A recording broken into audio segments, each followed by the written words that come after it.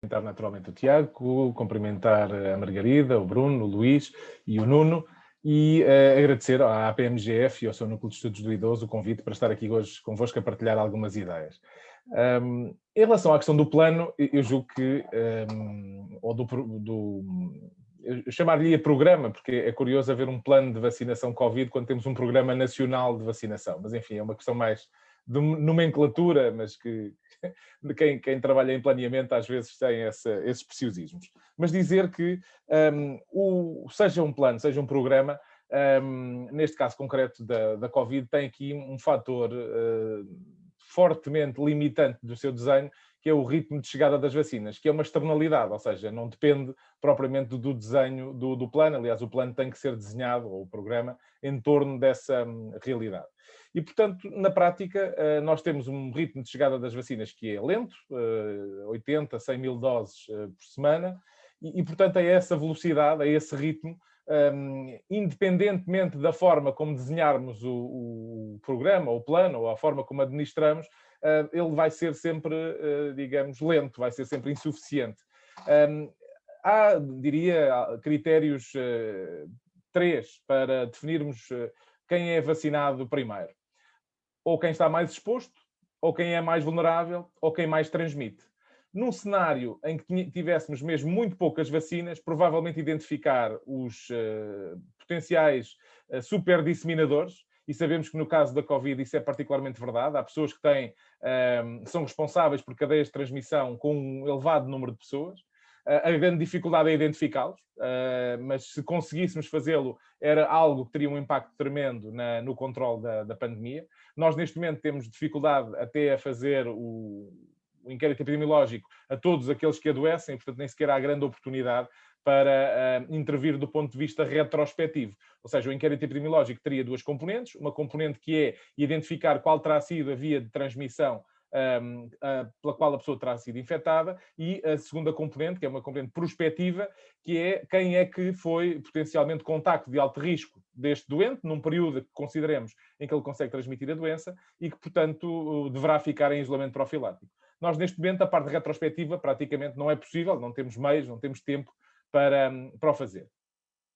E, portanto, como digo, excluindo essa possibilidade de identificarmos aqueles que são os maiores transmissores, naturalmente a aposta tinha que recair ou nos mais expostos ou naqueles que mais vulneráveis são.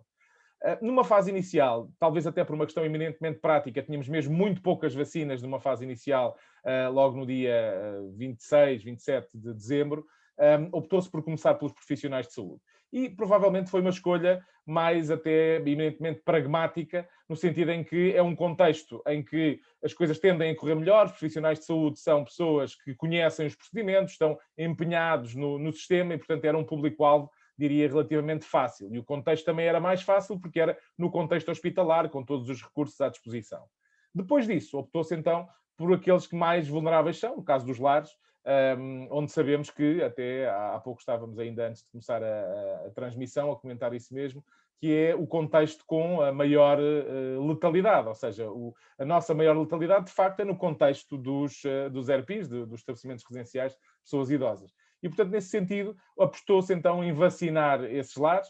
Podemos agora discutir, por exemplo, se faz sentido não vacinar lares com surtos a decorrer. É uma discussão que também poderá fazer algum sentido, mas, apesar de tudo, se calhar não é tão interessante para o público que está a assistir agora ter esse debate, mas foi essa a opção. E, portanto, na prática, nós, à medida que as vacinas forem chegando, eu acredito que vamos conseguir expandir. Agora, temos tido notícias um pouco preocupantes em relação ao tal ritmo de chegada, que, afinal, não vai ser tão rápido, particularmente no que diz respeito, por exemplo, às outras vacinas que estão para chegar ao mercado, designadamente a da AstraZeneca, que talvez não vá ter um volume tão grande como todos tínhamos desejado.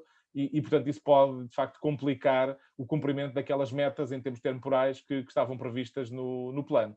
E, portanto, na prática, a minha apreciação do plano é uma apreciação muito genérica, mas que quase me atrevo a dizer que era difícil fazer um mau plano porque é fortemente limitado pela questão do número da chegada das vacinas.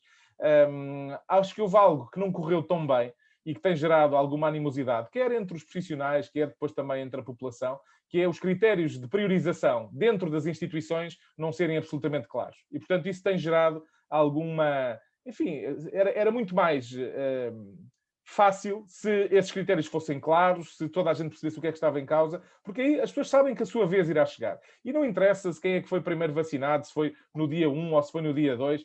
Toda a gente que está a ser vacinada nesta fase foram os primeiros a ser vacinados. Acho que é uma discussão estéril se foi primeiro o diretor do serviço ou se foi a senhora da assistente operacional. Quer dizer, não é uma discussão que eu acho que vale a pena ter. Acho que os critérios é que deviam ter sido claros para que toda a gente soubesse qual era o critério e que não houvesse depois especulação ou alguma controvérsia em relação a essa matéria. Mas, de resto, eu julgo que as coisas têm corrido bem. Acho que temos isso a assinalar e, portanto, espero que quando a situação se complicar, no sentido em que passemos a ter mais vacinas, é uma complicação boa, isso continua a correr da melhor forma. Mas com este ritmo de chegada, diria quase que era difícil que as coisas corressem mal, não é? E, portanto, é um fator seguramente determinante. Obrigado.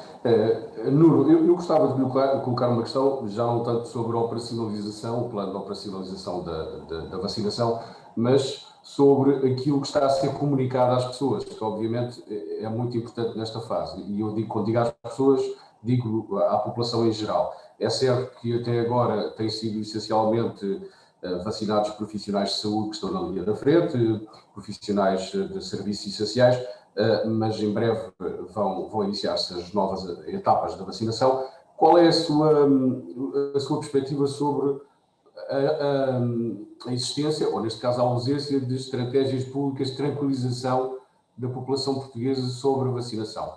Parece-me que, em geral, a maior parte dos utentes que o devem procurar no seu consultório saberão nada ou muito pouco sobre a vacinação e sobre o momento exato em que vão ser vacinados e com que vacina, imagino. Boa noite, Tiago.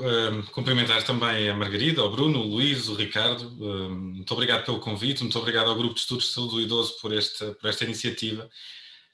Efetivamente, esta questão da comunicação é algo que se calhar pode ser aperfeiçoado e que pode ser mais trabalhado.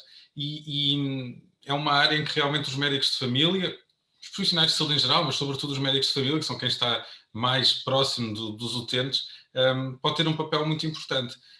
Tal e qual, como dizia o Ricardo, as dúvidas são muitas. A questão dos critérios não serem totalmente claros ou de serem abertos a alguma discussão e de nos deixarem algumas dúvidas. E se isso acontece entre nós, que somos profissionais de saúde, imaginemos o que acontece na população em geral, que não percebe logo à partida quando é que vai chegar a sua vez, em que grupo é que eu me incluo, será que vou ser chamado no próximo mês, daqui a 2 meses, como é que está, qual é a previsão, vai haver vacinas, não? E, efetivamente, nós aí, enquanto médicos de família, temos um papel importantíssimo. Em primeiro lugar, em dizer às pessoas qual é o seu lugar neste programa, o plano de vacinação, quando é que se prevê que sejam vacinados, explicar também o porquê, dizer que tem a ver com a sua idade, com as patologias que tem, se tem alguns critérios de risco que justifiquem que esteja numa fase mais avançada do que outras pessoas, e também ir mantendo os utentes informados de como é que as coisas estão a correr. Nós já fomos recebendo as listas, nós, médicos de família, fomos recebendo as listas que nos foram enviadas pelo SPMS para validação, para identificação dos doentes que vão entrar na fase seguinte, e é importante também começarmos a avisar as pessoas, muitas delas que já nos questionaram e que nos dizem, então, mas eu sou de risco, o meu nome já está lá, e tranquilizá-los e dizer-lhes sim, é verdade, o seu nome está aqui, a sua vez está quase a chegar, eu não lhe posso dar uma data concreta, mas o que é facto é que vai ser vacinado. E aproveitar também estas oportunidades todas para reforçar a importância da vacinação e para dizer que, se calhar até mais importante do que se é vacinado em março, ou abril, ou em maio, ou noutro mês qualquer, o importante é mesmo que seja vacinado na altura de vida, que confie nas indicações que lhe vão ser dadas e que com tranquilidade faça essa vacina e ajude a criar um bocadinho mais de luz neste túnel em que estamos todos e em que efetivamente a vacinação pode representar aqui a grande oportunidade para conseguirmos ultrapassar esta situação que nos aflige a todos. Muito obrigado. Eu agora passaria ao Bruno.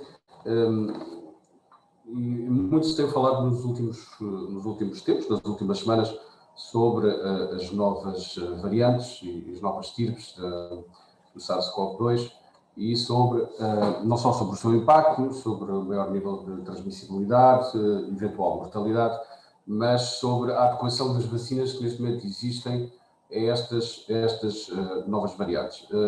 Muitos poderão interrogar, enfim, estivemos aqui num processo acelerado de desenvolvimento de vacinas, com aquela meta absoluta, magnífica, de ter as vacinas e agora elas surgem e o panorama começa a mudar um bocadinho. O que é que nos pode dizer sobre eventuais dados que neste momento existam sobre a eficácia das vacinas que neste momento estão aprovadas e que já estão a ser administradas ou que vão ser administradas em breve para estas variantes e também já agora o que é que nos pode dizer sobre perspectivas a curto prazo de novas vacinas que vão surgir, porque enfim, temos ouvido falar muito da Pfizer, da AstraZeneca, da Moderna, mas sabemos que nos próximos meses vão começar a cair um conjunto de outras vacinas para administrar. O que é que nos pode dizer sobre esse panorama, enfim, que está em permanente transformação das vacinas contra a Covid-19?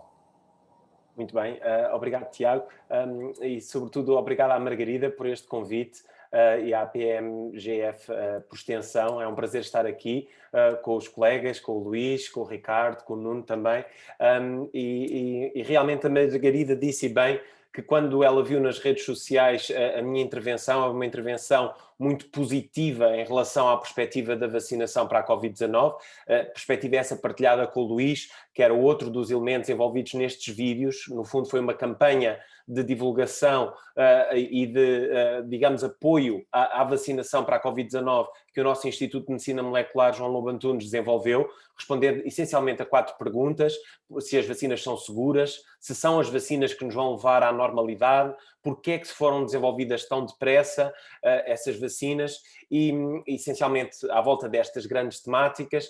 E portanto, agora voltando aqui à questão, que é uma questão sobretudo de eficácia ou eficiência depois das vacinas perante novas variantes que têm vindo a surgir, e sabemos como nomes de códigos as variantes do Reino Unido ou do Brasil ou da África do Sul. Realmente é uma questão que está a preocupar, digamos, a comunidade científica, mas neste momento não é mais do que uma preocupação científica e que tem razão de ser, mas que não tem ainda dados que permitam concluir que as vacinas não vão ser eficazes contra, ou em particular no campo, eficientes contra estas variantes. Neste momento tudo o que se tem são ensaios de laboratório, em que o que é feito é recolher o soro de pessoas que receberam a vacina, nomeadamente a vacina da Pfizer, e é visto a capacidade de neutralização dos anticorpos contidos nesse soro contra o vírus original, digamos, e as variantes que foram surgindo.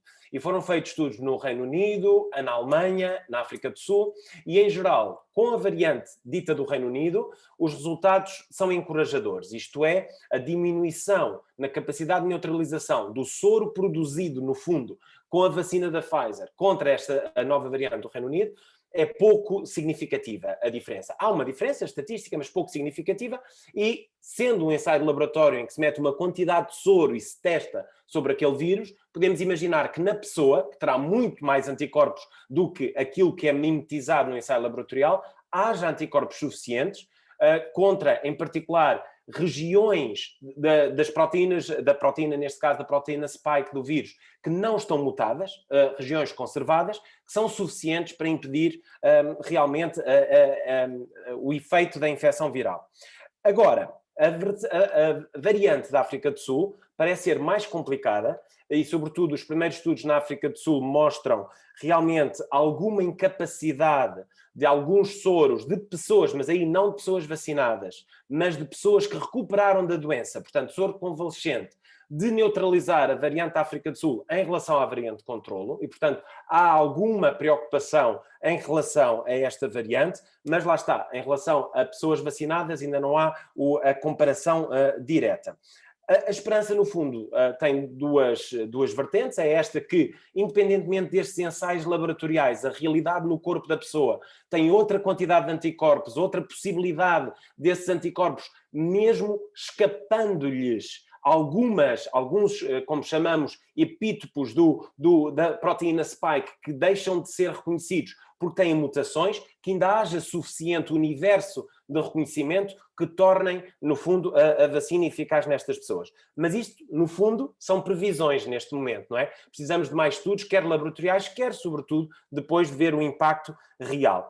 Para já, as variantes têm claramente, todas estas, maior capacidade de proliferação, não há dúvida. Também não parece haver dúvida que foram selecionadas de alguma forma pela resposta natural e é uma pressão sobre o vírus original que está a fazer a seleção destes vírus mutantes. Houve um estudo saído nesta semana que sugere exatamente isso, conseguiu mimetizar em laboratório uma seleção do universo do vírus, até que quem foi selecionado foram estas variantes, com a pressão, digamos, da resposta induzida inicialmente, e, portanto, vamos ver como é que isto evolui, digamos, quer com as vacinas que temos, quer, como diz o Tiago, com as novas vacinas que vão chegar, e, em particular, a vacina da Janssen, Johnson & Johnson, a vacina da Novavax. São vacinas que na fase 2 tiveram resultados tão bons ou melhores do que as vacinas que já temos, e que, sobretudo, em primatas não humanos, portanto em macacos, tiveram resultados melhores. E, aliás, foram essas duas vacinas as únicas que deram a perspectiva de imunidade estéril, isto é, de não termos replicação viral, nem sequer nas vias aéreas superiores. Aquelas vacinas que já temos, quer a da Pfizer, quer a da Moderna, quer a da AstraZeneca, já assumindo que a temos, todas elas protegeram da doença pulmonar, mas não evitaram replicação viral nas vias aéreas superiores. O que tem como implicação, conservando-se em humanos, a capacidade das pessoas, apesar de se protegerem da doença, poderem transmitir a infecção. E estas duas vacinas que eu digo, são as únicas que em macacos tiveram realmente a capacidade de inibir a replicação viral nas vias aéreas superiores. Portanto, há uma grande esperança, faltam os ensaios de fase 3 destas duas vacinas e, portanto, o arsenal vai aumentar, mas, sobretudo, a última mensagem que estou a estender, a vantagem, sobretudo, da tecnologia de RNA é que é muito fácil, digamos, tão fácil como é possível imaginar, adaptar a tecnologia para uma nova variante que seja a dominante contra a qual é necessário vacinar. Claro que isto vai fazer uma corrida de gato e de rato. Em cada momento em que o rato é diferente, temos um gato diferente. E o gato diferente é a nova vacina. A Pfizer e a Moderna vão conseguir fazer vacinas contra as novas variantes se tiverem de, se for necessário, ter uma sequência diferente rapidamente. E mesmo as vacinas baseadas em adenovírus, que são as outras que eu falei, também não será particularmente preocupante. Sobretudo, como dizia o Ricardo, porque nós temos tantas vacinas para chegar e serem distribuídas que neste momento a produção, o design de uma nova vacina é muito rápido, digamos. O grande problema depois é engrená-la na grande manufatura desta vacina e ter a certeza que, digamos, os estudos do ponto de vista da segurança da vacina são conservados para estas novas versões de vacinas. Por agora fico por aqui e mais uma vez queria agradecer muito o convite. É muito bom estar aqui. Obrigado, também é bom tê-lo connosco. Luís, já agora convido também a fazer aqui um bocadinho a continuidade deste pensamento lógico, sem querer introduzi-lo em terreno propriamente especulativo, mas esta constante corrida, portanto, esta constante caça gato-rato, como estava a referir o Bruno, poderá empurrar-nos em definitivo para aquele cenário que foi já, enfim, um pouco veiculado durante os últimos meses, de termos uma vacina enfim, muito similar, um processo de vacinação muito similar à gripe sazonal. Será que vamos definitivamente entrar aí ou é muito cedo para perceber se as mutações do vírus vão obrigar a esse tipo de, digamos, de decisões no futuro? E associado a isso, gostava que nos dissesse se tem realmente dados específicos sobre a eficácia destas vacinas na população idosa, uma vez que estamos aqui a organizar um webinar para o grupo de estudos de saúde do idoso, sabendo que a resposta imunológica dos idosos habitualmente é mais baixa. Obrigado. Boa noite, obrigado pelo convite. É um prazer estar convosco e agradeço à Margarida ter tido a iniciativa de fazer esta reunião. Respondendo a essa pergunta, nós, na verdade, temos bastantes dados que sugerem que a eficácia das vacinas reduz com a idade. Aliás, não é algo que seja novo em relação à experiência da vacinação. É muito conhecido que para outras vacinas, nomeadamente para a vacina da gripe, que há uma diminuição da eficácia com a idade, mas aquilo que é importante salientar é que, apesar de haver essa diminuição de eficácia, consegue-se habitualmente manter um efeito protetor da vacina, sobretudo em relação às formas mais graves da doença. Os ensaios clínicos até agora com estas vacinas que estão aprovadas, a vacina da Pfizer, a vacina da Moderna e mesmo a vacina da AstraZeneca, não tiveram muita informação, não incluíram grupos muito representativos de pessoas muito idosas. Nos ensaios de fase 1 e 2 mostraram que há uma diminuição da produção de anticorpos em pessoas mais idosas. No entanto, essa diminuição de anticorpos mantém uma eficácia. Nos estudos de fase 3 da Moderna, é possível verificar que, apesar da população com menos de 65 anos ter uma eficácia vacinal na casa dos 95%, o grupo superior aos 65 anos, essa eficácia vacinal baixa para cerca dos 85%. Mas, mais uma vez, aparentemente, as formas mais graves da doença são protegidas. E, neste momento, aquilo que é mais crítico como estratégia de vacinação é, sobretudo, proteger as consequências da infecção que conduzem à hospitalização e morte. E, portanto, nesse aspecto, parece que tem um impacto muito significativo, mesmo na pessoa idosa. Em relação às outras vacinas que estão a ser desenvolvidas e para as quais temos menos dados, não temos informação sobre o idoso. Essa vacina da Janssen, nos ensaios de fase 1 e 2, também mostram, mais uma vez, que há uma diminuição de produção de anticorpos no idoso, mas é anticorpos, não é eficácia. Uma vantagem da vacina da Janssen é que provavelmente uma dose será suficiente para conseguir atingir o grau de imunidade. O ensaio está a ser feito com esse objetivo, enquanto que as outras vacinas requerem 2 doses, mas todas estas vacinas parece que têm um impacto significativo em todas as idades. Para além disso, e importa referir também que agora começamos a ter informação da própria utilização das vacinas em condições reais. Ou seja, estes ensaios foram feitos com largas dezenas de milhares de pessoas, mas agora em vários países do mundo há vários milhões de pessoas que já são vacinados. E dentro destas populações, e estou-me a lembrar, por exemplo, dos dados de Israel, que não foram publicados, mas foram anunciados, e que começaram por vacinar uma população muito grande, uma fração muito grande da população que inclui idosos, e também dentro desta população houve uma diminuição significativa de infecções, o que mais uma vez mostra que a vacina é segura, e é segura em pessoas idosas, e tem uma eficácia bastante apreciável também em pessoas idosas. Muito obrigado. Eu ia começar aqui a introduzir algumas questões do público, vindas da nossa plataforma. Nomeadamente, eu tenho aqui 2 questões que, enfim, podem ser relacionadas uma com a outra, que é o facto de, temos aqui uma questão de Sara Carapeto, relacionada com os profissionais de saúde do setor privado, como é que poderão ter acesso à vacina Covid-19 e, Dalma, como não tenho um médico de família oficial, como é que sabem que eu existo e se tenho morbilidades ou não? Ou seja, aqui estamos a falar de 2 grupos distintos, mas pode-se dizer que estão os 2 fora do radar, digamos assim, do SNS.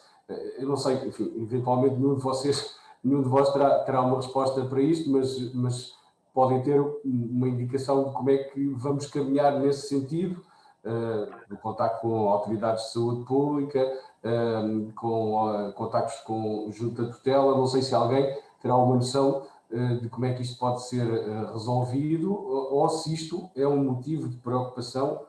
Por exemplo, posso perguntar à Margarida, uma vez que desenvolve a sua atividade clínica numa unidade de saúde privada, se isto é uma questão que eventualmente atormenta os profissionais que estão fora do Serviço Nacional de Saúde. A parte dos profissionais do setor privado, posso partilhar a minha experiência. Nós já falámos sobre isto ontem.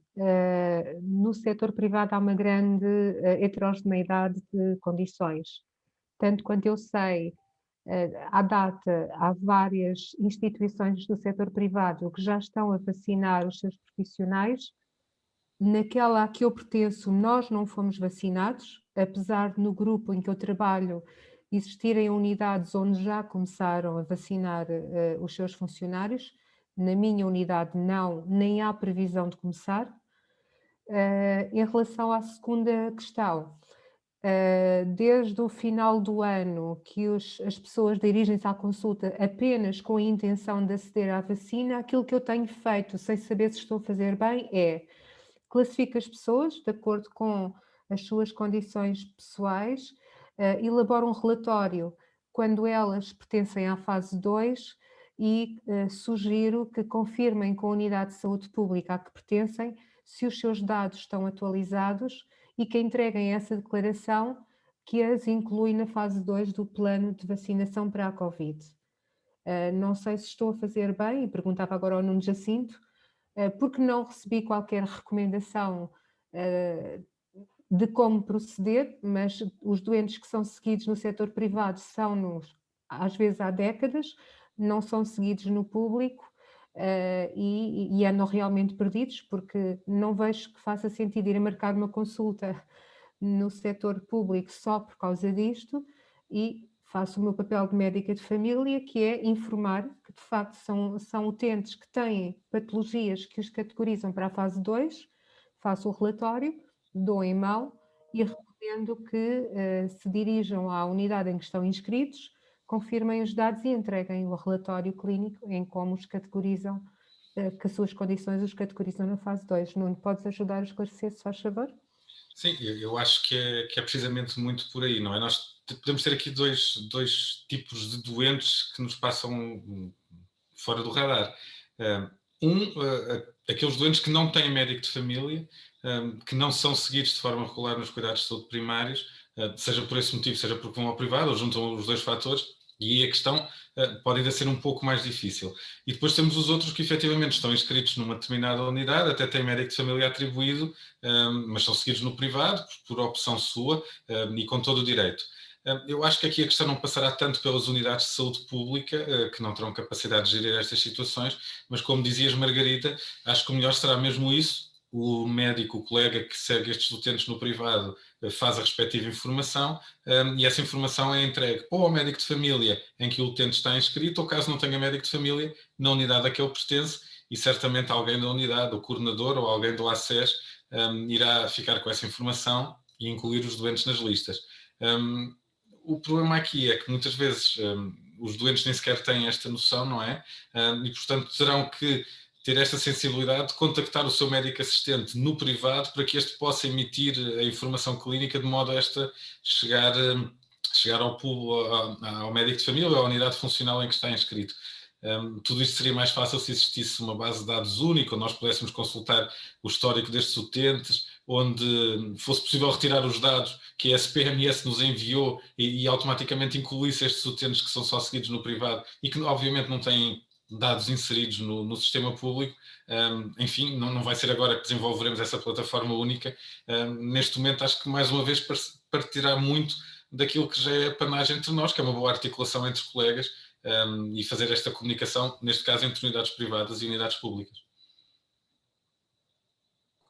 Eu tenho aqui uma questão relacionada com a questão da fertilidade. Qual é o impacto da vacinação Covid na fertilidade? E já agora acrescento, se as mulheres em idade fértil, após serem vacinadas, devem aguardar para engravidar, e se sim, qual é o período que devem aguardar? Não sei se existem dados específicos sobre esta questão. Dr. Luís Graça, Bruno, não sei se há informação específica nesta área da fertilidade. Eu acho que não há informação sobre isso. Com curiosidade, nestes ensaios clínicos de fase 3, houve 10 ou 12 pessoas que engravidaram durante o período de vacinação, por coincidência, porque vacinando alguns milhares isto acontece, não é? Mas isto é só uma curiosidade.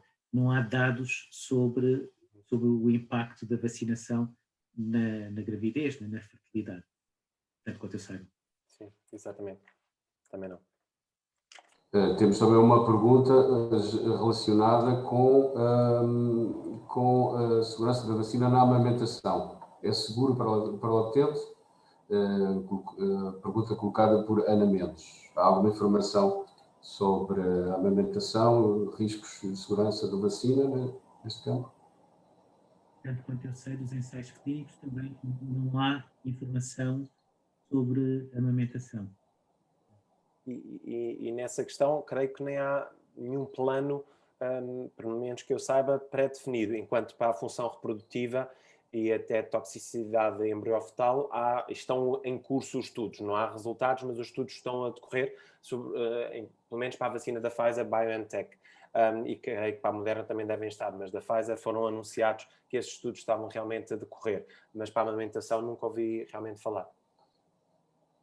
Eu acho que isto são exemplos de situações que o médico assistente destas pessoas deve fazer uma avaliação do risco-benefício desta intervenção com base na inexistência de dados que comprovem a segurança neste particular grupo e com o eventual risco que possa existir.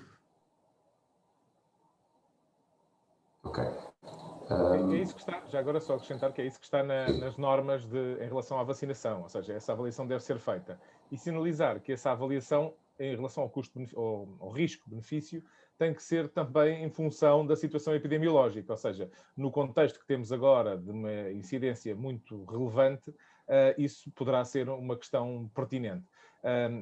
Portanto, eventualmente o risco agora é bastante elevado se o compararmos, por exemplo, com aquele período em dezembro, não é? Comparativamente agora o risco é bastante mais elevado. E, portanto, é algo que tem que ser tido em conta a quando da decisão de vacinar, apesar da inexistência da informação, porque ela vai surgir à medida que nós tenhamos também mais experiência com a vacina, com as vacinas. Muito bem. Pergunta colocada por Sofia Lemos. Boa noite, sou médica interna, tenho muitas alergias conhecidas, fiz 2 choques anafiláticos na infância, assim a minha grande preocupação são os efeitos adversos relacionados com o sistema imunitário. O que é que se sabe sobre isso? Uma pergunta também, digamos, paralela, digamos assim, na mesma linha. Vânia Rodrigues, a vacina é segura para pessoas asmáticas e com alergias? O que é que podemos dizer sobre esta questão das alergias do sistema imunitário? Posso responder a isso? Esta vacina, a vacina da Pfizer, sabe-se que tem uma incidência de respostas anafiláticas é superior a outras vacinas aprovadas no passado. No entanto, esta incidência continua a ser um evento bastante raro. Neste momento já temos dados bastante mais sólidos, uma vez que foram vacinados vários milhões de pessoas. Estima-se que estas incidências de alergia, de anafilaxia, portanto, de episódios graves de alergia, estejam na casa dos 10 por milhão de pessoas, enquanto que nas vacinas anteriores o típico é cerca de 1 por milhão. Imagina-se ou presume-se que isto se deva a um componente da vacina, que é polietileno glicol, que também existe em algumas preparações de interferão, mas claro que a vacina é administrada a muito mais pessoas do que estes outros medicamentos, o que faz com que isto possa surgir com mais frequência. Isso condiciona a precaução de fazer as administrações da vacina num ambiente que tenha as condições para poder prestar o auxílio adequado caso surja um destes eventos muito raros, que apesar de serem muito raros, podem acontecer. Habitualmente estes eventos estão mais associados com pessoas que já têm uma história de alergia medicamentosa ou de alergias mais graves.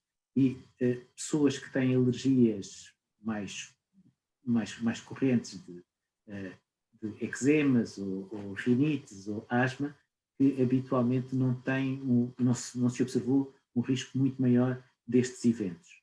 De qualquer forma, deve ser feita uma precaução, deve haver esta precaução da administração de ser feita em condições adequadas e mas presumo que não seja uma razão para a não administração da vacina, exceto em condições extremas que devem ser vistas pelo médico. Muito bem. Tenho aqui uma questão, não sei exatamente também a quem a dirigir, que achar que tem mais dados para poder responder.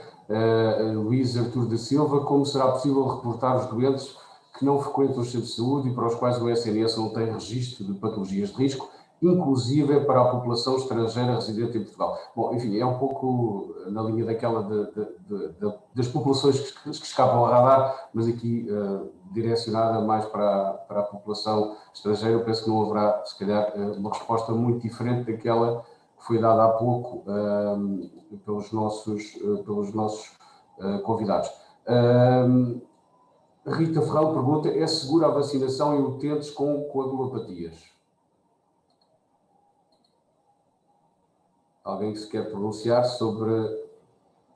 Eu posso dizer que eu acho que neste aspecto é a mesma recomendação das outras vacinas do Plano Nacional de Vacinação, ou seja, é uma injeção intramuscular e deve ser discutido com o médico assistente as condições em que é feita a vacinação, dos mesmos moldes que acontece com outras vacinas, não é nada diferente. Muito bem. Tiago Veia pergunta: boa noite, sou médico interno. Ouvi colegas referirem a toma profilática com paracetamol antes da vacina, principalmente previamente à segunda dose. Que efeitos exatamente têm surgido após a segunda dose?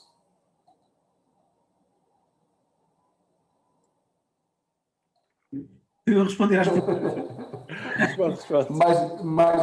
mais ninguém se candidata a responder estas perguntas muito específicas da nossa audiência. Esta é a última. E esta podemos dizer mais coisas, porque temos os dados clínicos, por exemplo, e sabemos que... Eu sou imunologista e, na verdade, grande parte dos efeitos adversos mais comuns que são causados por esta vacinação é uma consequência da resposta imunitária e que acontece com outras vacinas.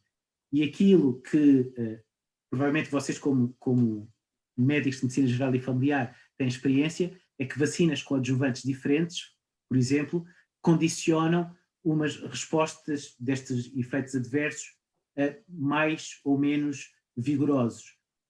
Mas que é comum, habitualmente, quando alguém leva os filhos a vacinar, dizer que é normal que possa surgir febre no próximo dia, pode dar paracetamol para baixar a febre, e estes eventos de febre, dores musculares, tumefação, dor, tudo isto é relativamente habitual. Na segunda administração, frequentemente são mais intensos estas manifestações, uma vez que é uma resposta de recall e estão reportados estes eventos como mais frequentes, ou seja, pessoas que não têm da primeira vez podem ter da segunda, e a intensidade também pode aumentar a segunda vez. O paracetamol frequentemente consegue diminuir estes eventos, mas se calhar o Nuno Jacinto ou o Ricardo podem dizer mais alguma coisa sobre este assunto. Sim, é muito na linha daquilo que estava a dizer, que o Luís estava a dizer. Nós também já temos no nosso Programa Nacional de Vacinação essa experiência de termos várias vacinas em que após a administração é registado frequentemente o aparecimento de alguns destes efeitos, das dores musculares, das cefaleias, de eventualmente um ou outro pico febril. Claro que com esta vacina, por ser muito nova, por só estarmos agora no mundo real a ter a administração das segundas doses, ainda temos uma experiência muito mais reduzida, e para além daquilo que nos é dito pelos estudos e que o Luís já referiu, a experiência e os relatos que nos têm chegado de colegas e de outros profissionais de saúde que têm já feito a segunda dose é precisamente essa. Têm tido alguns sintomas ligeiros, um pico febril, as dores musculares, eventualmente algum mal-estar, a dor no local de injeção, e efetivamente com a toma do paracetamol parece que essas queixas aliviam mais depressa, mas são queixas que duram ali um dia, algumas horas, e portanto é expectável que aconteçam com esta vacina, e não é nada que nos deva assustar nesse aspecto.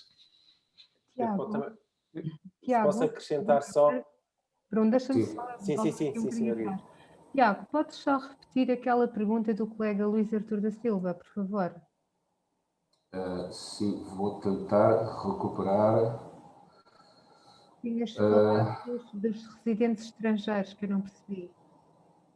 Só um momento. Eu, se calhar, enquanto o Tiago recupera a pergunta, só Sim. ligado com esta questão dos efeitos secundários, só dizer que realmente as vacinas que neste momento temos experiências em Portugal, obviamente são as de mRNA, em que os efeitos reportados nos ensaios clínicos são relativamente ligeiros dentro do contexto global. A vacina da AstraZeneca foi a que reportou mais efeitos secundários, mas os efeitos mais frequentes, claramente mais frequentes, mas os 2 efeitos secundários que faziam destacar-se em termos de efeitos secundários foram a fadiga, em 70% das pessoas, e a dor de cabeça, em 60%. Em termos de febre, não havia diferença, portanto, a febre está naquele nível basal expectável para uma vacina, e realmente há a ideia, e alguns especialistas dizem talvez que haja uma tendência para as vacinas baseadas em adenovírus terem mais efeitos secundários relacionados com isto, com a fadiga e com a dor de cabeça, mas não muito mais do que isso. E até agora a vacina que pareceu ter menos efeitos secundários foi a da Novavax, no sentido que é a vacina mais diferente das outras, porque é apenas uma proteína recombinante, a proteína spike, com adjuvante. Portanto, não usa nem a tecnologia de mRNA, nem adenovírus não replicativos. E, portanto, há esta gradação de efeitos secundários, mas tudo balizado no que estamos a dizer, e, portanto, é contra esses efeitos mais comuns de fadiga e dor de cabeça que estamos a falar, além da febre. Muito bem, Margarida. Recuperando a pergunta, Luís Artur da Silva, como será possível reportar os doentes que não frequentam os centros de saúde e para os quais o SNS não tem registro das patologias de risco, inclusive para a população estrangeira residente em Portugal? Em resposta ao colega Luís Artur da Silva, eu acho que é mais ou menos como nós já fazemos, é fazer o relatório daquilo dos problemas que as pessoas têm. Se não tiverem inscrição no SNS, têm que a fazer, não é? E então informarem as unidades de saúde públicas por relatório dos problemas que têm, se isso os faz ficarem numa fase precoce de vacinação, não é, Nuno? Sim, Eu só queria acrescentar, desculpa, Nuno, quando a Margarida refere unidades de saúde públicas, são unidades de saúde, não são as USPs, ou seja, são as unidades de saúde do Serviço Nacional de Saúde. as USFs e os CSPs, exatamente. Não são as unidades de saúde pública, são as unidades de saúde familiar. Exatamente. No caso de cidadãos, de pessoas que não estejam inscritas no SNS ou até de cidadãos estrangeiros, pode ser difícil o recurso a uma unidade específica. Enfim, a unidade poderá ficar com essa indicação, mas se calhar a forma mais fácil é falar com os próprios gabinetes do cidadão ou gabinetes do utente dos vários ACs, que certamente depois encaminham essa situação através do Conselho Clínico para alguma das unidades desse ACs. Eu agora ia-vos pedir a vossa colaboração no sentido de conseguirmos ser mais céleres nas nossas respostas, porque as perguntas estão a começar a acumular-se e vamos tentar dar a resposta mais rápida ao máximo de pessoas possível. Tiago Oveia pergunta: uma pessoa com teste PCR positivo, mas assintomática, pode ser vacinada?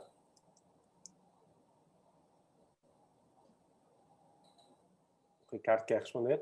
Sim, na prática, a única questão para não vacinarmos pessoas que já estiveram doentes é não termos vacina. E quando tivermos vacinas suficientes para todos, fará sentido vacinar também pessoas que já tiveram infecção, porque poderá haver benefícios de majoração da resposta, até algum efeito de boost pela administração da vacina. E, portanto, a única razão para não administrar a vacina a pessoas que já tiveram infecção é mesmo a escassez que temos. Eu não percebi se a pergunta era e pessoas com infecção ativa?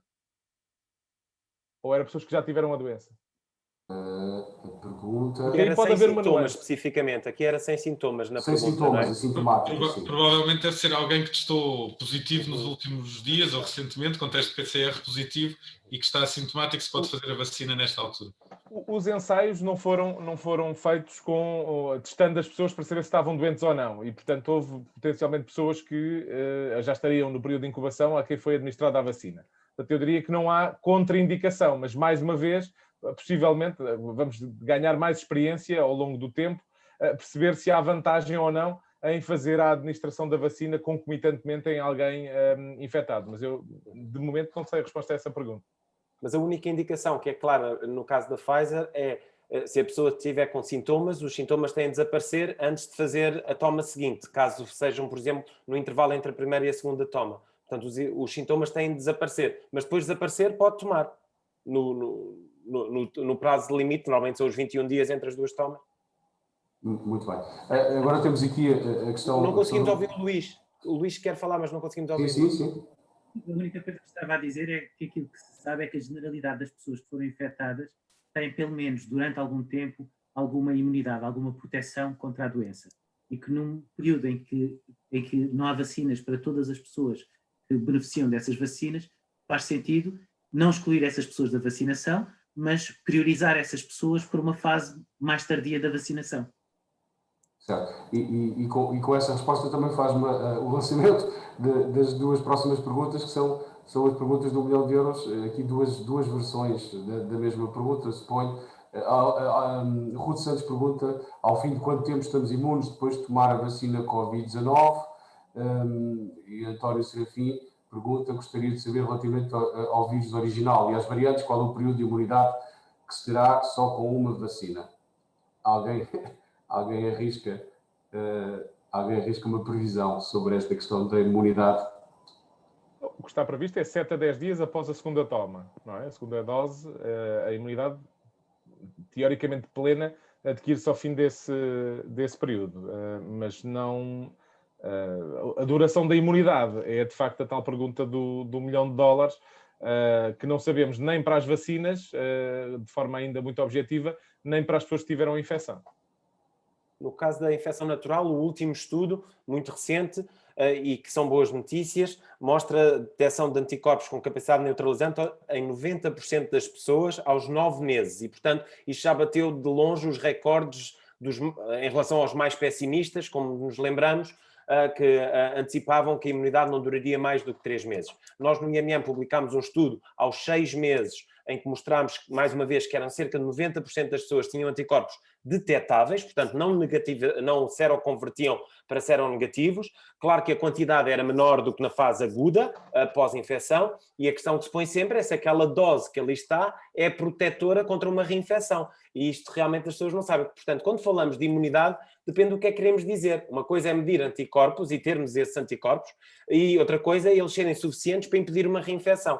Portanto, há esta grande dúvida no ar, mas cada vez temos mais evidência em relação à durabilidade da resposta de anticorpos e também das células, quer B, quer T, de memória. Portanto, a memória imunitária perante a infecção natural está bastante bem documentada já, porque para essa temos 9 meses ou 10 de follow-up. No caso das vacinas temos muito menos tempo, portanto é demasiado prematuro. Muito bem.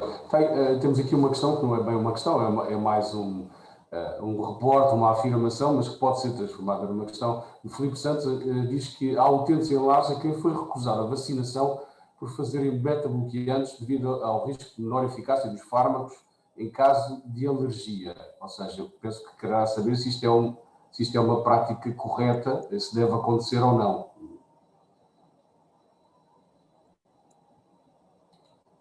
Alguém tem alguma proposta relativamente a este contexto? Não. Confesso que do que é do meu conhecimento e daquilo que sei, não tenho ideia nenhuma sobre isso. Muito bem. Temos aqui uma questão especificamente dirigida ao Ricardo. Não devíamos vacinar os doentes em ARPI com surtos? Na comunidade decidimos dar prioridade aos conselhos de maior risco. O que é que tem a dizer sobre esta questão da vacinação dos doentes em ARPI com surtos? Na prática, ou seja, perante a existência de um surto, obviamente o risco é muito maior e também temos a tal segmentação de risco por concelhos. E, portanto, esta vai um bocadinho ao encontro daquela discussão que eu estava a levantar há pouco, que era optou-se por não se vacinar lares onde houvesse surtos, não é? Que na prática é o contexto agora em que essa questão está a discutir-se. Mas nós não sabemos bem se isso poderia ou não ser útil, ou seja, até que ponto é que a imunidade adquirida, ainda que concomitantemente a infecção circular naquele contexto, a imunidade adquirida pela vacina pudesse ajudar a reduzir o risco. Não temos muita experiência disso, tem a ver com a tal questão da administração em pessoas que já estariam a incubar a doença. Agora, noutros contextos, por exemplo, de outras doenças, é comum, perante um surto, vacinar as pessoas que estão, digamos, naquele contexto, naquela comunidade, não é? E, portanto, isso é prática corrente para várias doenças. Mas neste contexto, julgo que ainda não temos experiência nesse sentido, mas é uma discussão que me parece interessante e que valerá a pena ter. Mais uma vez, esbarramos na tal limitação do número de vacinas, ou seja, não sabendo se elas podem ou não ser úteis, ficamos sempre na dúvida de até que ponto é que valerá a pena estar a vacinar nesse contexto. Mais uma vez, o tal desafio que enfrentamos sempre. Eu gostava só de acrescentar em relação ao que disse aqui o Ricardo. Efetivamente, nós não estamos a vacinar lares com surtos, mas já temos tido a experiência um bocadinho contrária, que é vacinarmos lares e passado 1, 2 dias aparecerem casos positivos, que obviamente já estariam infectados antes, e portanto acabamos por ter surtos em lares já vacinados. E se calhar depois a avaliação daqui durante algum tempo destes doentes, destes residentes nos lares, vai nos permitir ter um bocadinho mais de noção e de informação sobre se depois poderemos ou não vacinar os lares com os surtos ou vacinar num surto ativo. O mesmo Daniel Castro pergunta, neste caso ao Bruno e ao Luís, quando é que se devia tomar a vacina depois de estar infectado? 3 meses, 6 meses, quando houver acessibilidade generalizada? Eu estava aqui ainda a falar da parte do... Sim, com certeza, sim. Eu concordo com o Ricardo que este aqui é um problema, com o Ricardo e com o Nuno, é um problema que ainda vai ter que ser discutido com mais detalhe. Uma das coisas que os ensaios nos mostram, e que não é surpresa, é uma imagem do ensaio de fase 3 da Pfizer, da vacina da Pfizer, e que a vermelho se é a população que recebeu a vacina, a azul o grupo placebo, e que mostra que nas primeiras 2 semanas as infecções, e obviamente que estas primeiras pessoas foram infectadas antes da vacina, não é? E estas pessoas aqui foram infectadas já depois de terem recebido as vacinas. Mas isto para dizer que se houver um surto ativo, provavelmente a vacinação nestas 2 primeiras semanas não tem nenhum impacto no surgimento de novas infecções, e a experiência do Nuno nos surtos do Alentejo recentemente é que pessoas que recebem a vacina neste momento se há um surto em que a infecção aconteceu antes deste momento, estas pessoas vão estar infectadas aqui. A dúvida é o que é que se vai acontecer agora para a segunda dose desta vacina. Provavelmente já vai haver, a partir das 2 semanas, uma proteção bastante significativa com as pessoas que receberam a primeira dose destas vacinas. Isto é da Pfizer, da Moderna, é quase uma fotocópia disto. E a dúvida é se este período esta proteção após a primeira dose da vacina, se é sustentada ou se perde ao fim de algum tempo. Mas provavelmente não há um risco muito grande em adiar a segunda dose da vacina algum tempo. E, na verdade, a autorização do medicamento permite atrasar até aos 42 dias, uma vez que até no próprio ensaio clínico houve recrutamento de doentes que receberam a segunda dose entre os 21 e os 42 dias.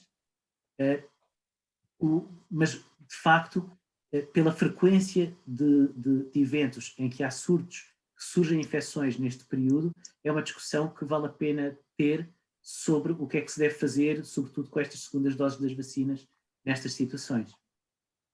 Eu só queria partilhar visualmente esta informação. E eu já agora gostava só de acrescentar, e esta é uma discussão também muito importante, porque efetivamente até com as últimas atualizações das normas da DGS, o que nos é indicado é que após a primeira dose, se houver um diagnóstico de Covid-19, não deve ser administrada a segunda dose. E portanto vamos ter que decidir rapidamente o que é que vamos fazer, até para respeitar este período dos 42 dias, não é?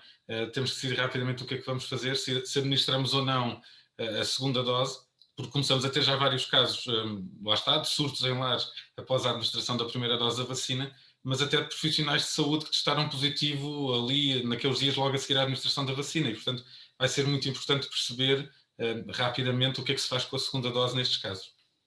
Mas isso, a administração da segunda dose em pessoas que receberam a primeira dose e foram infectadas, eu acho que é provavelmente mais pacífico. Essas pessoas seguramente vão ter uma proteção significativa e não é podem não ser vacinadas com a segunda dose. E se calhar também vale a pena. Eu acho que esta imagem é uma imagem que é mesmo importante para esta discussão. Não sei se estão a ver. Esta imagem é do ensaio de fase 1 da vacina da Pfizer. Consegues pôr maior, Luís? Está demasiado pequena, talvez. Estamos a ver a visão da apresentadora e não a projeção da... Ok. Não está em Agora ainda não. slideshow. Ok. Slideshow deve ser esta. Vão ver a grande agora? Sim. Ok. E então, isto aqui são várias doses, que é o do fase 1. A dose que está a ser administrada é esta que está aqui no meio, a verde. Ok? E este aqui, este gráfico, esta barrinha pequenina, é ao fim de 21 dias. Portanto, é antes da segunda dose. E esta barra grande é o nível de anticorpos neutralizantes após a segunda dose. Mas isto é para ver o nível de anticorpos. O que está aqui a preto é o nível de anticorpos em soro convalescente. O que eu quero salientar com isto é que estas situações de pessoas que receberam a primeira dose aqui e que depois tiveram uma infecção a seguir, seguramente vão ter níveis de anticorpos ao nível do soro convalescente. Portanto, claramente estas pessoas têm uma proteção superior daquelas que receberam só uma dose e reparem que neste dia, no dia 21, estas pessoas têm uma proteção de cerca de 90% de eficácia vacinal. Portanto, estas pessoas vão... Eu não tenho grande preocupação que estas pessoas que tiveram esta infecção, durante alguns meses, vão estar tranquilas, sem grande preocupação. Ok? E a preocupação são as pessoas do surto, os residentes da ERP, que não foram infectados durante o surto e que depois vão ter que fazer a segunda dose, entretanto. Tenho aqui duas questões relacionadas entre portanto, a correlação entre a vacina contra a Covid-19 e a vacina contra a gripe. Luís Artur da Silva pergunta: já existem dados sobre pessoas vacinadas contra a Covid e que já receberam também vacina contra a gripe, quanto à estimulação do sistema imunitário de maneira repetida? E Raquel Marelos pergunta, por seu turno, gostaria de saber se existe algum tempo mínimo entre a administração da vacina da gripe e esta. Alguma informação sobre a interação entre estas duas vacinas ou não temos propriamente dados nesse domínio? O que eu diria como imunologista é que existe uma grande experiência de vacinar com várias vacinas, até por uma questão de conveniência, na infância isso é comum, em intervalos relativamente curtos. Não é esperado que haja um grande problema por haver de uma pessoa que tenha feito a vacina da gripe e algum tempo depois faça esta vacina. Recomenda-se que haja um intervalo de pelo menos um mês entre as duas vacinas, mas acho que não deve ser o facto da pessoa ter feito a vacina da gripe no início desta estação, deve impedir que faça a vacina para a Covid-19 se tiver indicação para tal. Muito bem. Aliás, diria até nesta fase agora de vacinação, é provável que haja até uma sobreposição grande entre os dois grupos, ou seja, profissionais de saúde e pessoas em lares terão provavelmente uma cobertura vacinal, mais até os dos lares do que propriamente os profissionais de saúde, em relação a uma boa cobertura no que diz respeito à vacina da gripe. Muito bem. João Subtil pergunta, pensam que é relevante discutir como em Inglaterra está a acontecer o maior espaçamento temporal entre as duas tomas para poder vacinar mais pessoas e mais rapidamente? Ricardo, o que é que pensa sobre esta Bem, eu acho que até é mais uma questão para os imunologistas, mas eu julgo que a questão que se coloca e da discussão que eu tenho assistido é o potencial de dispersar as duas doses pode eventualmente potenciar um eventual aparecimento de alguma, não é resistência, mas é alguma, nós estarmos a selecionar estirpes que possam ser mais difíceis depois possam ter um maior impacto na pandemia. Eu acho que há alguns investigadores que têm feito eco disso, mas como digo, li pouco sobre isso, mas o que li gerou-me alguma preocupação sobre essa possibilidade. Ou seja, pegando naquele gráfico que o Luís apresentou há pouco, aquela barra mais pequena dos anticorpos, se protelada durante muito tempo e eventualmente pode gerar aí algum eventual problema, mas não é de facto a minha área. Eu pessoalmente, eu acho que é uma discussão que nós temos que ter, porque estamos num estado, estamos a passar grandes dificuldades, especificamente aqui em Portugal. A primeira dose, acho que não há dúvidas que tem alguma eficácia, pode não ter uma eficácia tão grande como as duas doses. Primeiro, em primeiro e em segundo lugar, a vacinação só fica completa com as 2 doses da vacina. Okay? Agora, aquilo que temos que eventualmente pensar é se, em termos de risco-benefício, se ter metade da população com uma proteção total tem, em termos de risco-benefício, ganhos em ter uma população que é o dobro com uma proteção que provavelmente é significativa, apesar de não ser total. Acho que as situações normais, se me tivessem feito esta pergunta em outubro ou novembro, a minha opinião era diferente. Eu acho que neste momento é algo que devemos discutir os riscos e benefícios e chegar à conclusão que é uma boa ideia ou que não é uma boa ideia.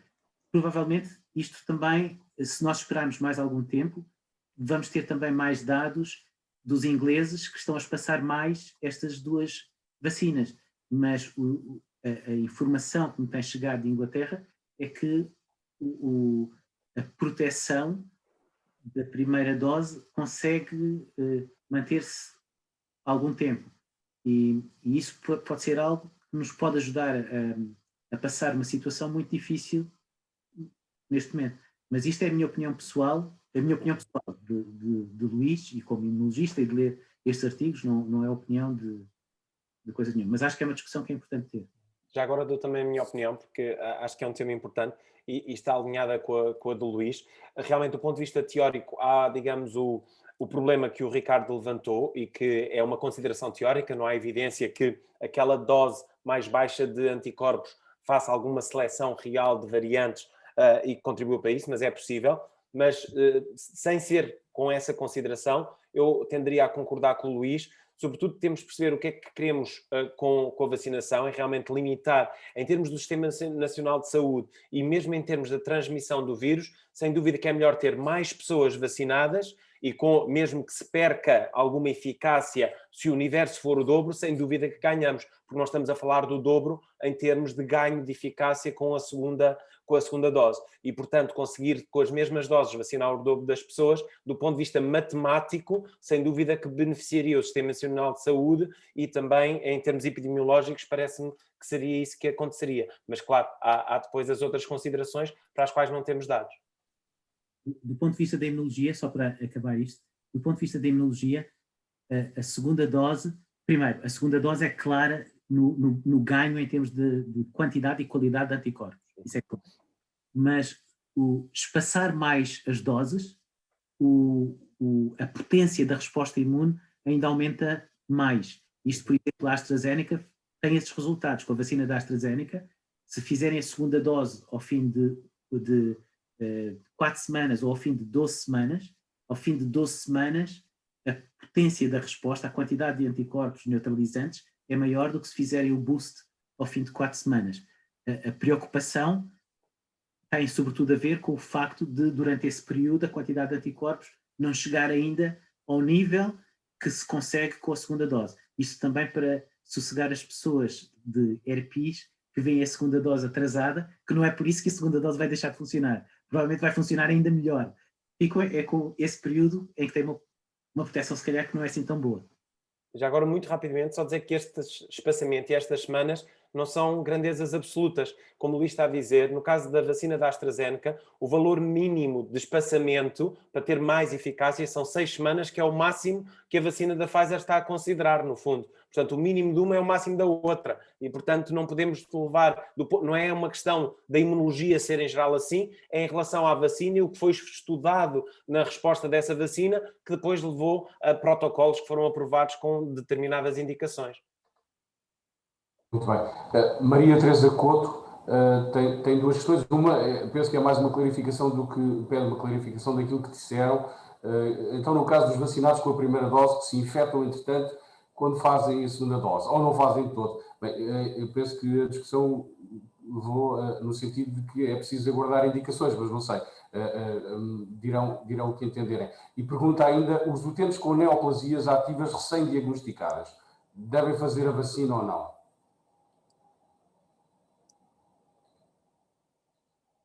Em relação à primeira pergunta, portanto, como tínhamos respondido, a dado momento a pessoa há de ser vacinada, não é? Não é uma prioridade e, como o Luís disse, no fundo a infecção natural que recebeu vai ser o boost da primeira dose que já tinha recebido, no fundo. E, portanto, há ali toda uma resposta imunitária que já foi desencadeada e não é de todo prioritário dar a segunda dose a essa pessoa. Não quer dizer que não vá ser dada a dado momento, e agora a grande questão é a disponibilidade dessas segundas doses para as várias pessoas que delas necessitam. Em relação a neoplasias recentemente diagnosticadas, não há nenhuma contraindicação para a toma da vacina. Recentemente diagnosticadas, não estou a ver nenhuma contraindicação, não vi nada nesse sentido. Alguém leu alguma coisa nesse sentido? Não. Daniel Castro pergunta qual é a mais-valia de saber o valor, o maior ou menor valor de anticorpos relativamente à prevenção de doença grave, onde cabe a resposta celular. A resposta celular parece ser muito importante na prevenção da doença grave. Os anticorpos e a neutralização dos anticorpos é importante para prevenir a infecção e, eventualmente, também terão um papel em prevenir a doença grave. Mas a resposta de linfócitos T parece ser muito importante ao matar e eliminar células infectadas, a conseguir limitar a infecção e a prevenir a doença grave. Não sei se era esta a pergunta.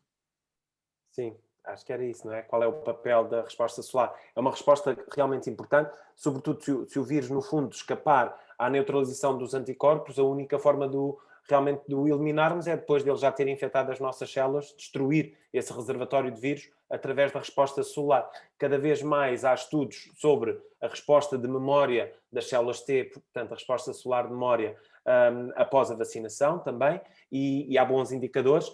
Ligando aqui à questão dos idosos, há uma diminuição significativa nas células T de memória no grupo dos mais de 65 anos em relação ao grupo dos menos de 65 anos, mas estamos a falar de uma diferença entre 80% para 65%. Portanto, mesmo assim, os idosos com mais de 65 anos, a quantificação das suas células T de memória específicas para o vírus foi claramente detectada em mais de 65% das pessoas vacinadas. E isto em vários estudos, incluindo o estudo da fase 2 da Janssen. E, portanto, há um papel importante, são respostas complementares, mas realmente quando estamos a pensar à partida de uma forma rápida de seguir o impacto destas vacinas, e do ponto de vista imunológico, o dozimento dos anticorpos é sem dúvida o indicador mais fácil de obter. Vânia pergunta, peço desculpa se esta questão já foi repetida, eu penso que ainda não foi colocada uma questão exatamente nesses moldes. Perguntámos há pouco sobre as reações alérgicas a medicamentos, mas aqui ela refere-se às pessoas que têm realmente já um referencial no histórico de necessidade de observação hospitalar por prévias reações anafiláticas. Será seguro fazer a vacina fora do meio hospitalar para estas pessoas com estas características particulares? A indicação é exatamente a mesma.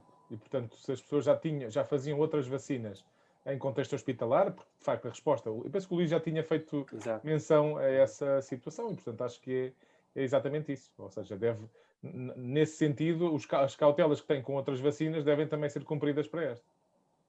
Muito bem. Inês Madureira pergunta, até quantos dias depois da toma da vacina podemos esperar ter sintomas relacionados? Eu aqui penso que não será sintomas, será efeitos relacionados com a toma da mesma. Não sei se existem dados muito específicos e detalhados sobre as várias vacinas e os efeitos efeitos adversos que possam provocar. Há alguma variabilidade entre as diversas vacinas nesse domínio? Se calhar, Luís, não sei se tem alguma informação. O Nuno já tem experiência direta, porque o Nuno já tem acompanhado provavelmente estas vacinações. Muito bem. Então, Nuno Jacinto, se quiser comentar. Bem, nós só temos a experiência com a vacina da Pfizer, não é? E o que nos tem sido relatado, estamos a falar de efeitos que duram entre poucas horas até 24, 48 horas, não mais do que isso. Só por curiosidade, mesmo uma curiosidade, o ensaio clínico da vacina da AstraZeneca, se tudo correr bem, vai ser aprovada na próxima semana, utilizou como grupo placebo a vacina meningocócica. Isto porque tinham preocupação que se fosse um placebo só de fisiológico, que as pessoas se apercebessem se estavam a receber a vacina ou o placebo por causa destes efeitos. E o estudo mostrou que a vacina meningocócica e a vacina da AstraZeneca tinham que as manifestações que induziam eram indistinguíveis. Portanto, isto mostra que aquilo que se está à espera é mais ou menos aquilo que se espera com estas vacinas. Há aqui uma questão técnica mais específica relacionada com doentes que têm déficit LGM, leucopenia, trombocitopenia, asma e que tomam hemoglobina mensal. É seguro tomar a vacina contra a Covid-19? Uma pergunta colocada por Ruth Santos. Dados sobre estas condições patológicas específicas existem? Eu imagino que para estas condições patológicas específicas é algo que deve ter de ser discutido com os médicos especialistas assistentes, que devem ter uma informação mais correta sobre essas situações. Muito bem. Há aqui uma questão colocada por Filipe Santos.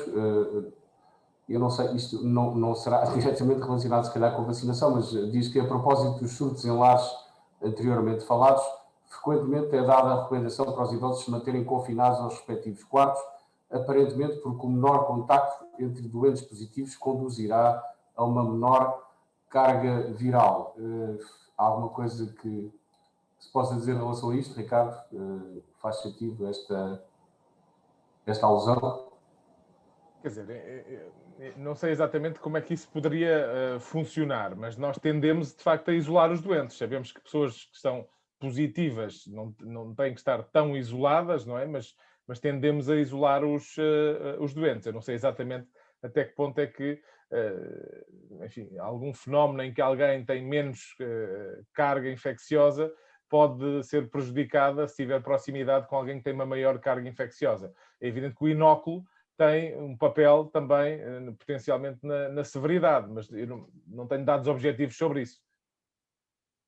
Se me é permitido, eu acho que esta questão dos surtos em lares não terá só a ver com a carga viral, tem também a ver com questões de índole prática, não é? Se nós tivermos os utentes positivos desse lar a circular livremente por todos os espaços, é muito mais difícil manter separação entre circuitos de limpos e de sujos, manter a separação entre a zona limpa e a zona suja, manter a separação eventualmente com os utentes que ainda continuem negativos, proteger os próprios profissionais do lar e os profissionais de saúde que prestam assistência. E, portanto, eu acho que não terá só a ver com esta questão da carga viral propriamente dita, mas também com esta necessidade de, naquela fase, sobretudo a fase inicial do surto, garantirmos uma correta separação e a segurança de todos os que estão envolvidos na prestação de cuidados àqueles utentes. Bom, eu gostava de colocar aqui, entretanto, uma questão não vinda da audiência, mas que tem origem nas questões que foram compiladas pelo próprio grupo de estudos, relacionada com a necessidade de, após vacinação e em caso de contacto com caso de alto risco, se mantém a necessidade de isolamento profilático. E se essa pessoa, a pessoa vacinada, pode efetivamente deixar de usar máscara. Na prática, aquilo que temos recomendado, não só às pessoas que já tiveram infecção, mas também àquelas que já foram vacinadas, é que nada muda em relação às medidas genéricas. Uma das dúvidas que se coloca ainda em relação à vacina é que os endpoints foram doença severa e mortalidade. E, portanto, em relação à transmissão, ainda não é absolutamente claro que ela vá ser mais reduzida. Temos essa expectativa, naturalmente, mas eu julgo que ainda não temos dados muito objetivos nesse sentido. E, portanto, do ponto de vista da adoção das medidas genéricas, nada muda em relação aos vacinados, tal como nada muda em relação aos convalescentes ou aos curados da doença. Muito bem. Maria José Luís pergunta: tem interesse ou há algum interesse em fazer um teste serológico 7 a 10 dias após a vacina? Posso acrescentar uma coisa ao que o Ricardo disse? Sim, força. Com certeza. É importante salientar também e não transmitir a ideia que as vacinas são 100% eficazes. Mesmo estas vacinas que são extraordinariamente eficazes, estamos à espera de uma eficácia na casa dos 90% a 95%. Por isso é natural e vai acontecer que pessoas vacinadas vão ser infectadas. E isso milhares de pessoas. Reforça o que o Ricardo estava a dizer, que é importante, nesta fase em que ainda estamos com muitas pessoas que ainda são suscetíveis, de manter essas medidas, mesmo apesar da vacinação. Em relação à pergunta do teste serológico, não vale a pena. Não vale a pena, porque, enfim, a pessoa não vai ser conclusivo. O que sabemos com os ensaios é que, naturalmente, a resposta de anticorpos vai se estabelecer. Há sempre cerca de 10% das pessoas que ao fim de uma semana ou de 2 semanas ainda não têm anticorpos detectáveis, 90% já está, vão atingi-los posteriormente. Há cerca de 3 semanas, 100% das pessoas têm anticorpos, portanto, há uma semana não vale a pena. Ou vai ser positivo, como é esperado, ou vai estar ainda a aumentar e a pessoa vai ficar preocupada sem razão para isso. Porque é só uma questão de esperar mais um pouco. A Alexandra pergunta: em doenças autoimunes a vacina é segura? Temos alguma informação da parte dos laboratórios em fase de desenvolvimento ou já em fase de vacinação no mundo real? Luís, queres comentar? Eu não tenho dados suficientes para responder a esta pergunta. Eu imagino que não deve haver grandes preocupações de segurança, mas eu acho que é algo que deve ser discutido com os médicos respectivos. Sei que a Sociedade Portuguesa de Reumatologia, não quero responder a isto porque eu não trato estes doentes, está fora da minha órbita, mas sei que a Sociedade Portuguesa de Reumatologia fez um comunicado há umas semanas atrás a sugerir que não havia contraindicação para a generalidade das pessoas com doenças reumáticas autoimunes para fazer esta vacinação, tal como outras vacinas que até são recomendadas a estas pessoas que têm doenças crónicas. Agora, não sei especificamente se isto se adapta a todas as doenças autoimunes devido às especificidades de muitas destas doenças. Há uma grande procura, se forem a procurar informação na internet, há naturalmente muitos estudos teóricos a tentarem ver até que ponto é que pode haver algum mimetismo molecular com autoantigénios, antigénios do nosso corpo que possam ter, de alguma forma, uma reação cruzada com a estimulação da resposta imunitária contra este vírus. Mas neste momento é totalmente especulativo, não temos qualquer indicação nesse sentido e, portanto, não vale a pena para já pensarmos nisso e vamos precisar de muito maior follow-up para ver efeitos que espero sejam muitíssimo raros. Muito bem. Já agora, Bruno, aproveito para lhe perguntar sobre...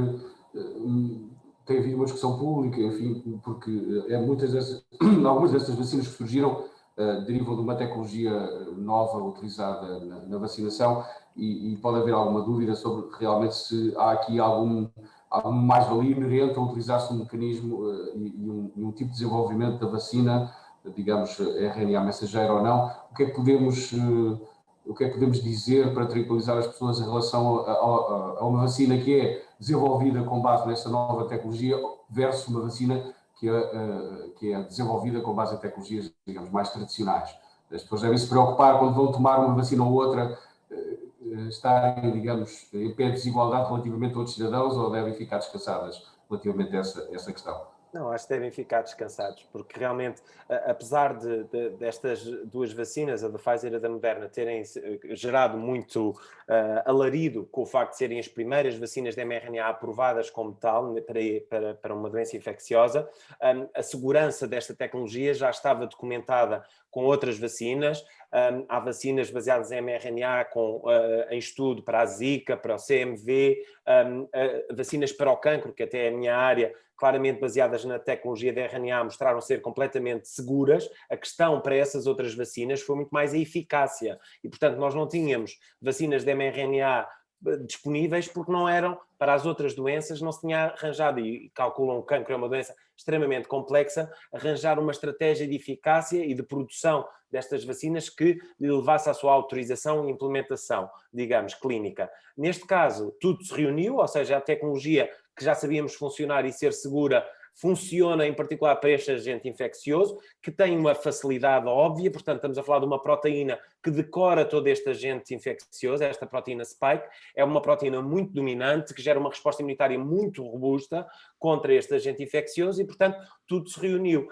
A maior desvantagem desta tecnologia, como sabemos, é a questão da fragilidade do mRNA e, neste caso, da formulação, mesmo com as nanopartículas lipídicas, que necessitam daquelas condições de congelamento, que obviamente têm uma logística mais complexa do que as vacinas baseadas em adenovírus. Mas, sem ser isso, não há nada, digamos, que a desfavoreça do ponto de vista da implementação, da segurança e muito menos da eficácia, como vimos, porque até agora são as recordistas em termos de eficácia no caso dos ensaios clínicos, e a previsão dos cientistas é que os cientistas que estiveram por trás destas vacinas vão receber rapidamente o Prémio Nobel da Medicina e da Fisiologia, que, como sabemos, não é dado de forma leve. Muito bem, nós estamos a aproximar-nos rapidamente da hora prevista, fecho deste webinar. Pedimos já antecipadamente desculpa às pessoas a quem não conseguimos responder às perguntas, mas foram tantas que de facto não se torna possível neste curto espaço de tempo responder a todas. De qualquer forma, eu gostaria de dar 1 minuto e meio, 2 minutos a cada um dos nossos convidados e pedir-lhes que, de forma muito breve, nos apresentassem aquela que para vocês é, por um lado, a grande esperança e aquilo que é o vosso grande receio sobre o avanço deste processo de vacinação, que é um processo a muitos níveis de impacto na história da humanidade, para os próximos meses. Por um lado, enfim, o polo positivo, o polo negativo, o que é que esperam que possa ser a grande esperança nos próximos meses e aquilo que temem que possa vir a acontecer, que será menos positivo ao nível da vacinação. Começava, se calhar, pela ordem que temos aqui no nosso ecrã. Luís, se quiser dar-nos as suas impressões. A minha grande esperança é que o fluxo de vacinas vá aumentando ao longo do tempo, com o aumento da produção das vacinas, que consigam ser administradas na generalidade da população rapidamente e que consigamos atingir o objetivo de, por volta do verão, grande parte da população estar vacinada e levando-nos, nessa altura, ainda não para uma imunidade de grupo, mas pelo menos para uma maior normalização da nossa vida, uma vez que a generalidade da população mais vulnerável esteja protegida. A minha grande preocupação é que haja obstáculos no caminho, obstáculos à entrega de vacinas e, sobretudo, esta incerteza em relação àquilo que se vai acontecendo com um aumento grande de casos numa fase muito inicial, que torna todo o processo muito mais complicado. Mas queria acabar com uma nota positiva, não com uma nota negativa. Dando uma coisa e outra, eu acho que, apesar de vivermos um momento extremamente difícil, neste momento, acho que, ao ultrapassar esta dificuldade, tenho esperança que isso seja coincidente com o aumento de entregas de vacinas e que daí para diante as coisas vão progressivamente melhorar. Muito bem. Margarida, se não se importa, eu vou deixá-la para o fim, porque penso que tem um repto e um convite a fazer depois também no final à nossa audiência. Portanto, para já passava a palavra no Jacinto sobre aquilo que serão as suas expectativas positivas e negativas para os próximos meses. Bem, eu acho que são coisas transversais a todos nós, não é? a nós que estamos a participar aqui neste webinar, de um lado e do outro. A grande esperança é que seja que a vacina nos consiga trazer a chave para ultrapassarmos esta pandemia, que consigamos vacinar todas aquelas pessoas que precisamos para que, pelo menos num horizonte temporal de médio prazo, consigamos retomar as nossas vidas o mais possível do que tínhamos do pré-pandemia. O grande receio é aquele também que já foi dito, são as questões relacionadas com a logística, com a chegada de vacinas, com o número de vacinas que recebemos, com a capacidade de fazer a sua administração, o que é que isso implica a nível dos próprios cuidados primários, que é quem está envolvido neste processo, e portanto essa é sempre a nossa dificuldade, a nossa incerteza de conseguirmos levar a cabo este programa, este plano de vacinação e conseguirmos fazer com que ele ocorra da forma mais linear e rápida possível.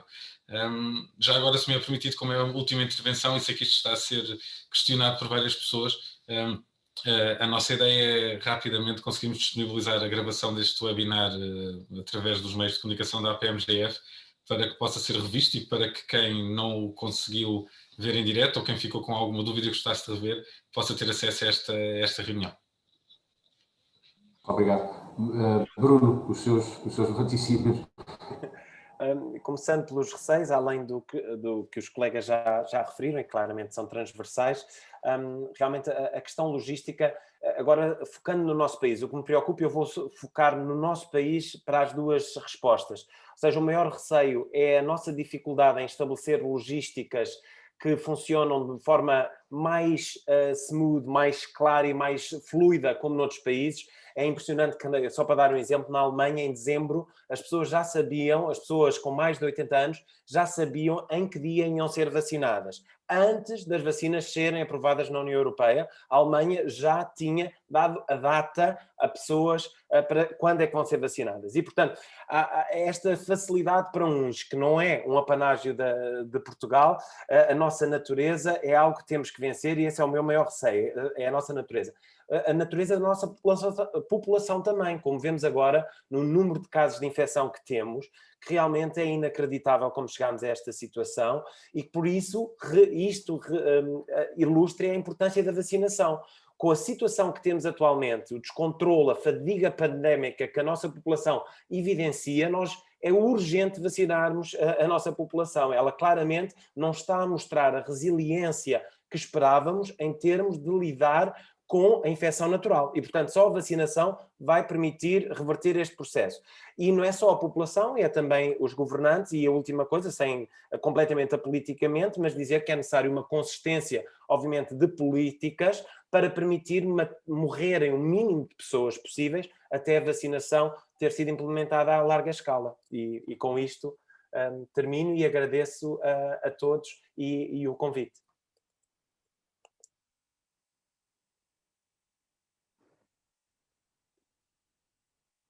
Ricardo, quais são as suas melhores... Vamos tentar acabar com uma tónica positiva da parte do especialista de saúde pública. Quais são as suas...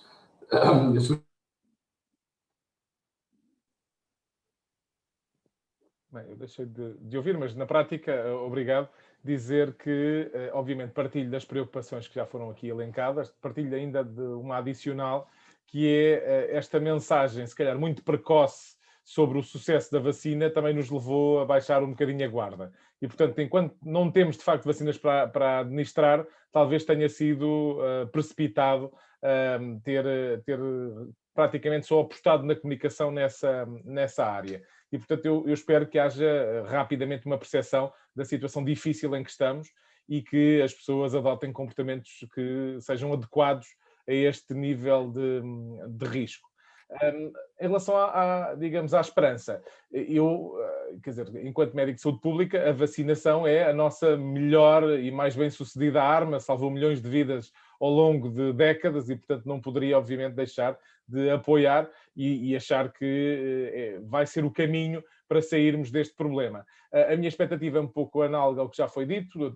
Não acredito que tenhamos imunidade de grupo no verão, mas espero que o nível de proteção que já demos às pessoas mais vulneráveis nos possa permitir ir aliviando algumas das restrições, algumas das limitações que temos hoje, porque efetivamente é insustentável mantermos o país, entre aspas, fechado 2 anos. Não é? E portanto, todos os impactos colaterais da pandemia, nós também temos que começar rapidamente a recuperar disso e, portanto, não vamos ter o problema resolvido, mas espero que tenhamos já o problema, enfim, em português correto, bem encaminhado no verão. E, mais uma vez, também agradecer o convite. Obrigado. Margarida, então, para finalizar, a sua nota de esperança, espero, e o seu convite, penso que tem um convite também para a nossa audiência. A minha grande esperança é que a fé das pessoas nas vacinas se mantenha e que estas rapidamente sejam administradas a todas as pessoas.